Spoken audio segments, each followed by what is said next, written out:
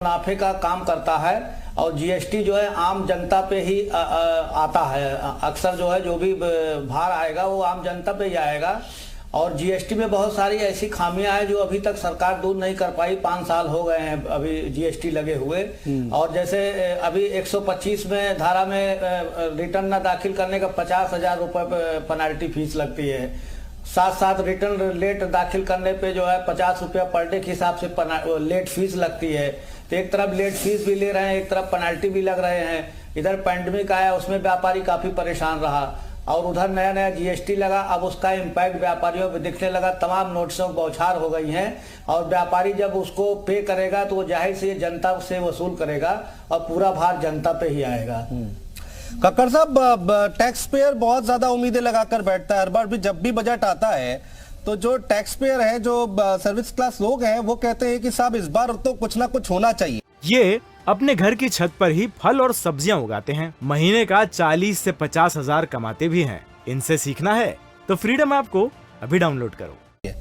तो इस बार चुनाव भी हमारे सामने है 2024 का। उससे पहले ठीक ये बजट पेश हो रहा है, तो क्या लगता है इस बार कुछ होगा? सर मुझे उम्मीद है, क्योंकि इंफ्रा पे फोकस है गवर्नमेंट का, तो 2 एस्पेक्ट्स में मुझे उम्मीद है रिलीफ बढ़ना चाहिए। एक तो हाउसिंग पे जो उसका ब्याज है उसकी भी हो सकता है सर लिमिट पे हम इंक्रीज देखें, एज वेल एज जो प्रिंसिपल रीपेमेंट हाउसिंग लोन का आदमी रीपे करता है, हो सकता है उस पे हमको कुछ फर्दर रिलीफ दिखता हुआ देख पाए हम लोग।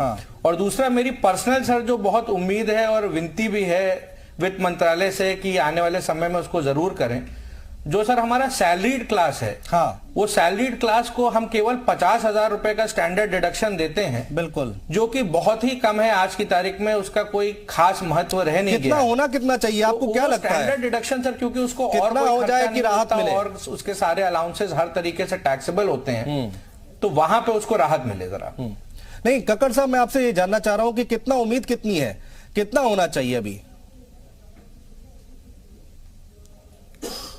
सर बहुत ड्रास्टिक चेंज की तो उम्मीद नहीं है, लेकिन ओवरऑल मुझको लगता है कि मे बी 1 लाख रुपए के आसपास का स्लैब शायद बढ़ जाए। शायद। और जो हाउसिंग लोन की आप बात कर रहे हो, उससे रियल एस्टेट को भी बूस्ट मिलेगा, लगता है आपको कि उसका कुछ हो सकता है इस बार? बिल्कुल बूस्ट मिलेगा सर, बिल्कुल बूस्ट मिलेगा और ओवरऑल इकोनॉमी को बूस्ट मिलता है सर। इकोनॉमी में जब एक पहिया चलता है तो उसका इंपैक्ट बहुत जगह आता है। ठीक है। अशोक छिनगन साहब, देखिए स्वास्थ्य के बात अगर हम करते हैं, आपने कहा कि कम से कम 20 से 30% जो है इस बार बजट बढ़ना चाहिए। जीएसटी को लेकर भी इस सेक्टर में कुछ दिक्कतें हैं क्या, या उसमें भी कुछ आपको लगता है कि यहाँ पर संशोधन करना चाहिए?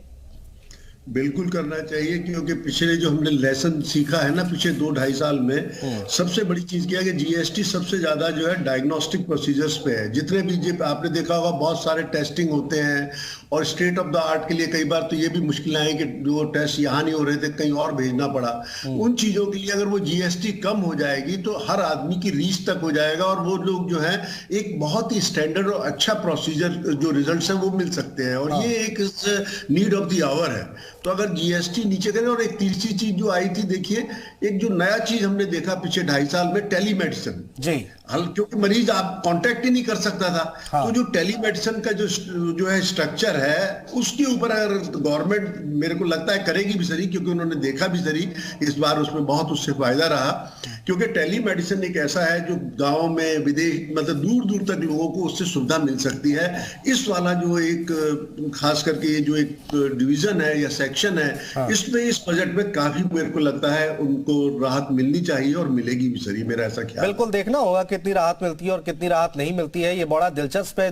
11 बजे ये अपने घर की छत पर ही फल और सब्जियां उगाते हैं। महीने का 40 से 50 हजार कमाते भी हैं। इनसे सीखना है तो फ्रीडम ऐप को अभी डाउनलोड करो।